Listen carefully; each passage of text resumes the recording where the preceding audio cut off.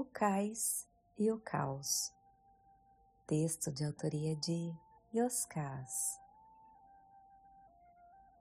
Nada havia mudado na pequena vila chinesa no sopé do Himalaia desde a última vez que lá estive. Desci do ônibus na praça em frente à única estalagem do local. A dona me recebeu com a indiferença de sempre. Fiz o pagamento e ela me entregou a chave do quarto sem dizer palavra. Deixei a mochila e fui à casa de Litsu, o mestre taoísta.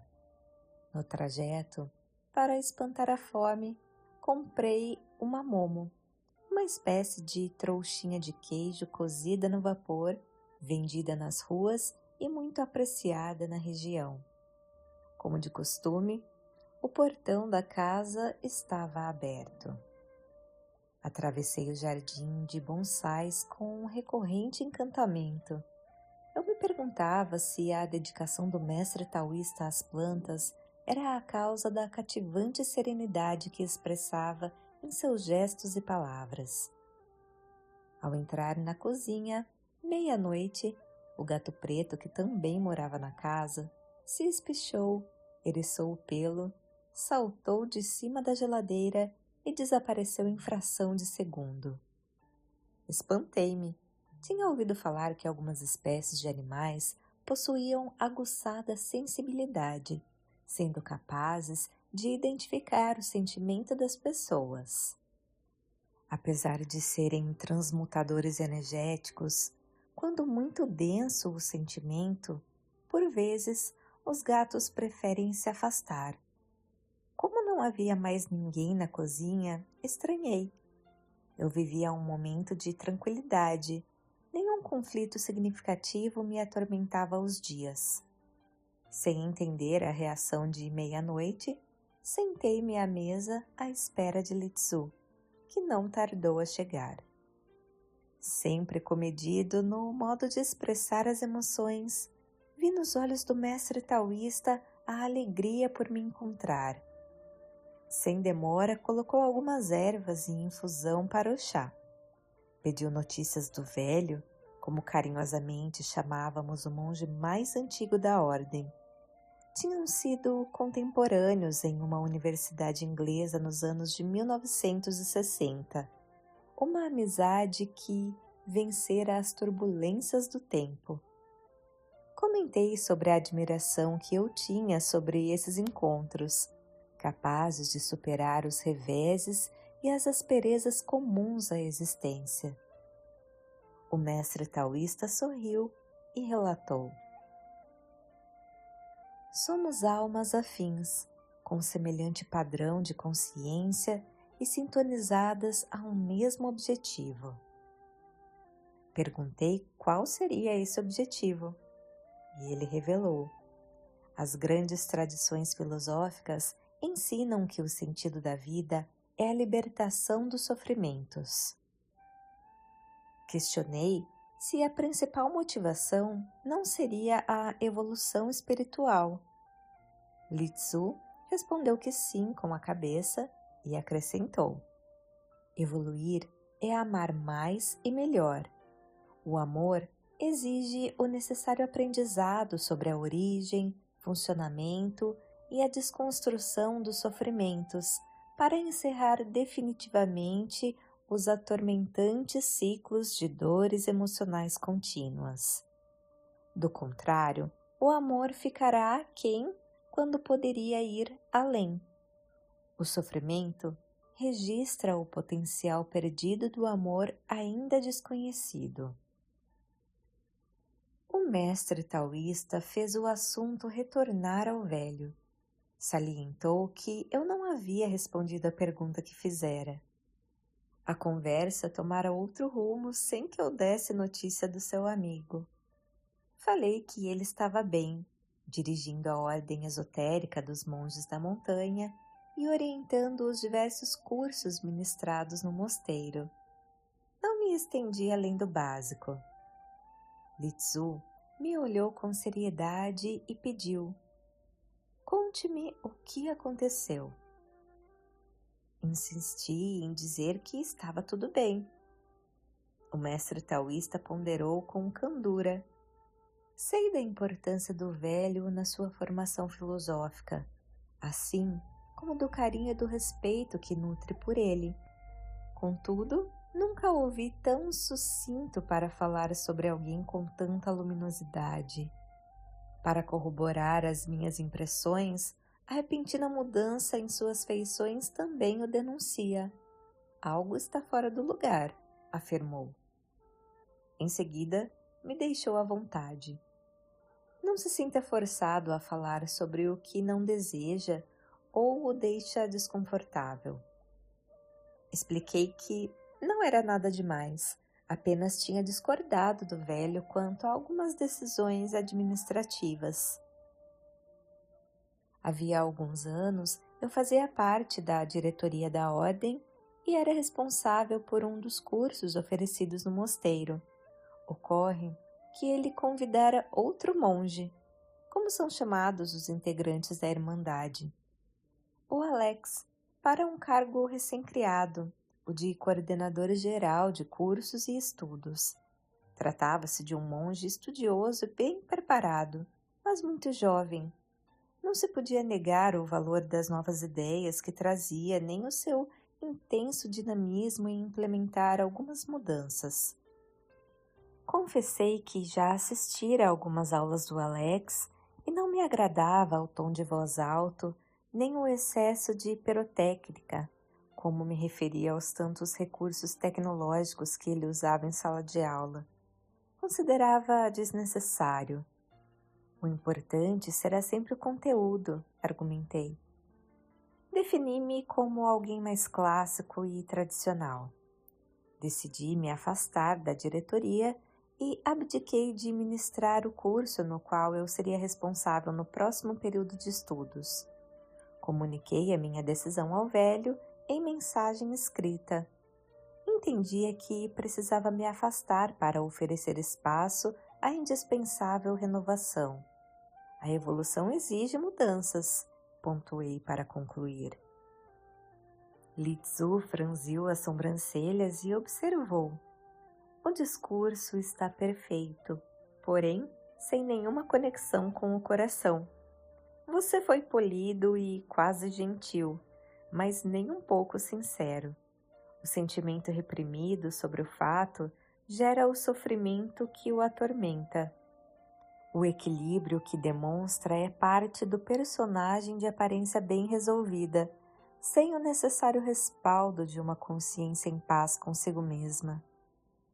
Falei que ele estava enganado. Comentei que eu passava por um período sem qualquer sofrimento, um momento de grande estabilidade emocional. Todas as questões prementes estavam equacionadas. Eu estava em paz, afirmei. Li Tzu comentou ter visto meia-noite sair em disparada no instante que eu entrara.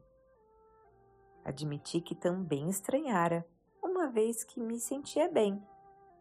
Ele alertou. Alguns sofrimentos são tão antigos que já os consideramos parte indissociável de quem somos. Outros se manifestam com tamanha recorrência que passam desapercebidos. Existem também aqueles que negamos por considerar absurdo suas presenças, fácil desenvolvimento espiritual que acreditamos já ter alcançado. Costumamo-nos a essas dores a ponto de sequer considerar que existam. Criamos uma crosta espessa de proteção em volta do coração, aos moldes das cascas surgidas em pés descalços, forçados a caminhar em terrenos pedregosos. Ambos, coração e pés, se tornam insensíveis às asperezas da vida e da estrada. Em situações extremas, ficar insensível pode se apresentar como a defesa possível para o indivíduo não restar destruído pela dor insuportável. Porém, não podemos esquecer que se trata de um mecanismo temporário de autopreservação, sem jamais o confundir como uma solução definitiva. Encheu as xícaras com o chá recém-tirado da infusão e acrescentou: a sensibilidade é parte essencial à consciência. Logo, tem importância direta de como elaboramos as experiências e aproveitamos os dias. Com a diminuição da sensibilidade, perdemos a capacidade de discernir e valorizar os sentimentos. Dores e amores se estreitarão na mesma medida. Sufocar as dores da existência não devolve as cores da vida. Negar nunca foi um método eficaz de desconstrução. Não sem razão, um sábio alquimista de Caswell ensinou que não seremos derrotados pelos adversários que surgem nos entreversos das relações, mas pelos sentimentos e sofrimentos que insistimos em ignorar. Uma prática que os permite campear soltos até nos dominar por completo. Assim como as doenças do corpo, as enfermidades da alma se alastram por falta de tratamento. A insensibilidade não simboliza qualquer vitória, porém, uma triste redução de potencialidades. Um jeito de se amiudar para sobreviver de um jeito acanhado, ao invés de crescer para viver da melhor maneira possível. Bebemos o chá sem pressa e sem palavra. Litsu me instava a pensar sobre o meu comportamento, a maneira como eu lidava com os meus sentimentos e elaborava as experiências à medida que os vivia. Um exercício indispensável de autodescobrimento, fundamental às genuínas transformações. A base da evolução. Tudo mais é maquiagem e encenação. Confessei que havia uma série de situações que me fizeram sofrer. Algumas tinham ficado para trás, pertenciam ao passado. Outras, como algumas relações profissionais e familiares, prosseguiam por se manterem ativas. Contudo, eu as tinha equacionado dentro de mim. Disposto a colocar meu coração diante do espelho da verdade, o mestre taoísta questionou: acomodou o seu sofrimento, o tornando suportável, ou alcançou a vitória de o desmanchar definitivamente? Falei não saber como identificar a diferença. Litsu desfez a dúvida. Se ao relembrar os fatos for tomado por uma sensação de desconforto, significa que houve somente uma acomodação. Ele está guardado, porém ativo. Caso a lembrança traga a alegria do aprendizado e da superação, o sofrimento foi desmontado definitivamente, já não causa mais dano. De diferentes maneiras, todos sofrem. Comentei que gostaria de entender melhor sobre o funcionamento das dores emocionais. Litsu foi didático. Fomos condicionados a sentir medo, a guardar mágoas, a reagir mal diante de situações insignificantes, a usar coisas como automóveis e casas como representação da imagem pessoal. Bens materiais são utilizados como régua de sucesso. Privilégios sociais, políticos e jurídicos funcionam como fonte de poder e superioridade. Idolatramos os perfeitos contornos do corpo em detrimento à beleza da alma. Invertemos os valores da vida. Criamos um ambiente propício a frustrações e contrariedades. Passamos de um aborrecimento a outro sem descanso nem trégua. O comportamento dos outros incomoda sobremaneira, a ponto de o sujeito desconsiderar a si mesmo como o centro gerador do próprio bem-estar. Fomentamos a intolerância e a impaciência.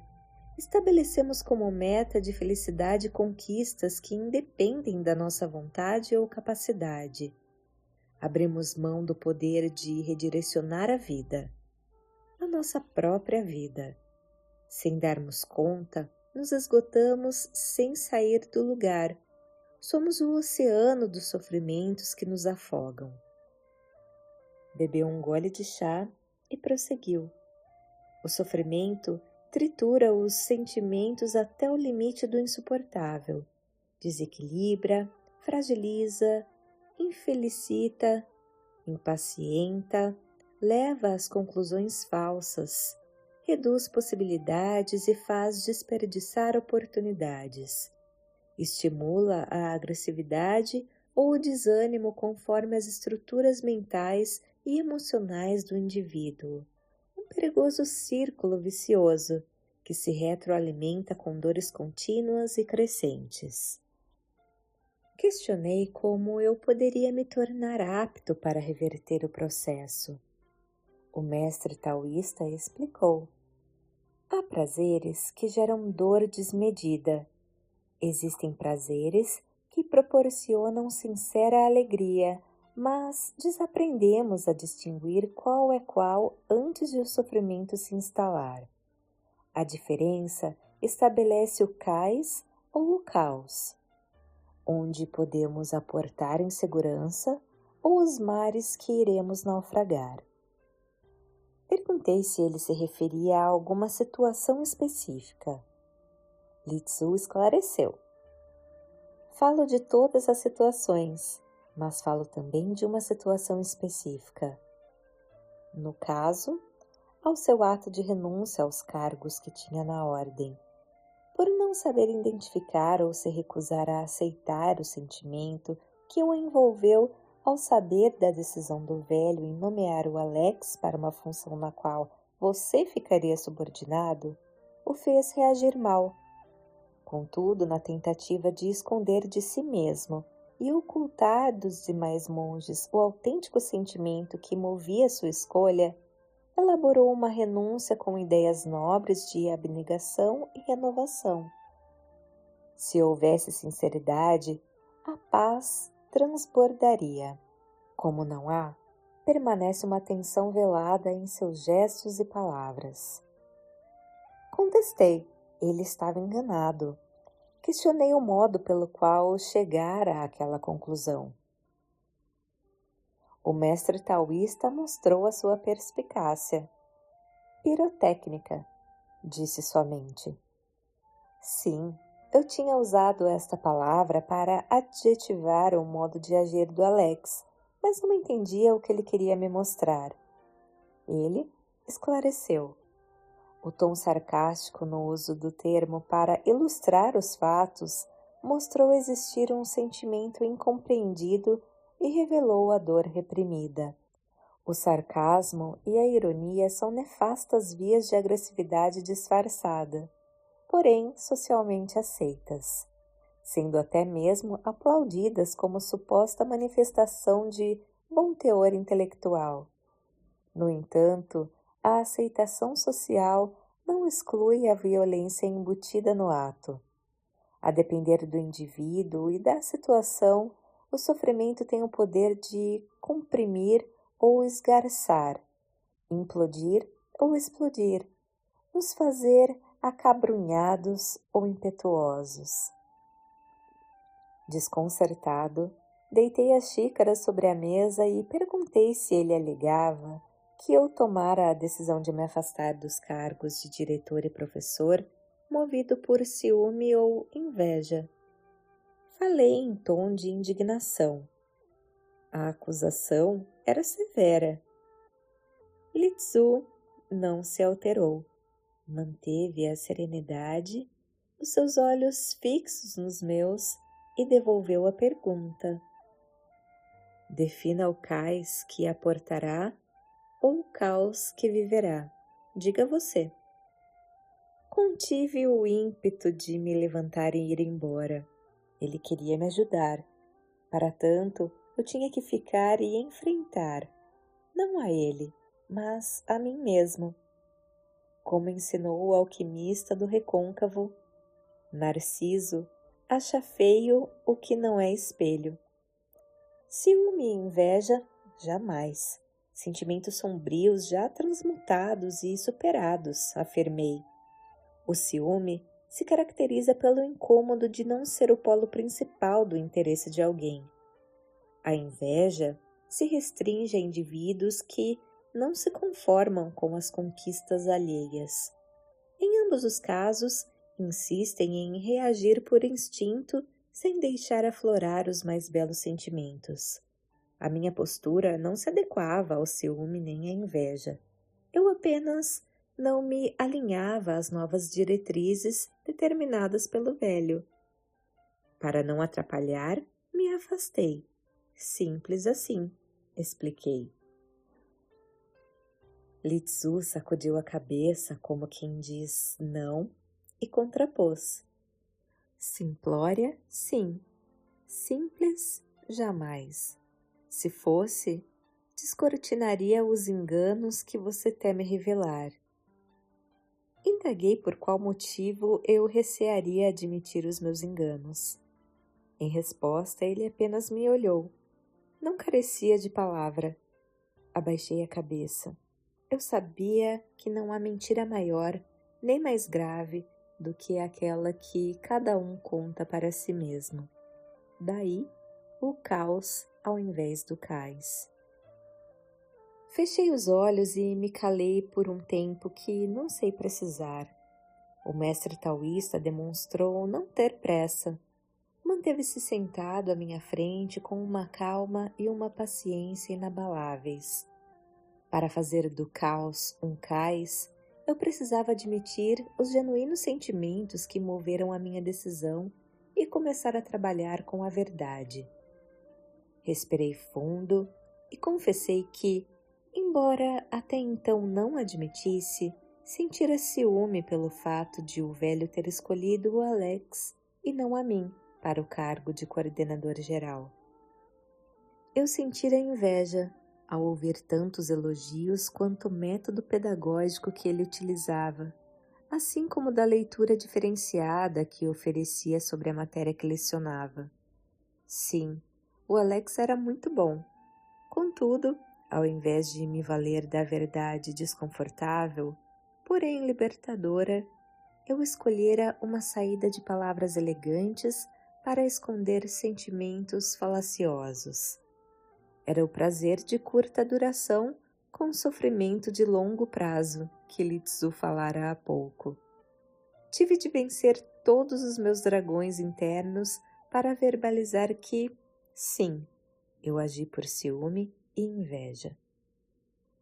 Ao contrário do que imaginava, fui envolvido pelo frescor de um sentimento puro de autocompaixão e amor próprio. Quando um sentimento surge para substituir outro, a transmutação se faz sem demora. Somente assim pude desfazer o sentimento que me afogava em sofrimento. O Alex e o velho mereciam todo o meu amor. Eram pessoas maravilhosas e gostavam de mim. Entendi na prática que o ciúme e a inveja são incompreensões internas que criam contrariedades e conflitos desnecessários em movimentos desgovernados de autotraição. Então, amargamos a vida, apagamos a luz.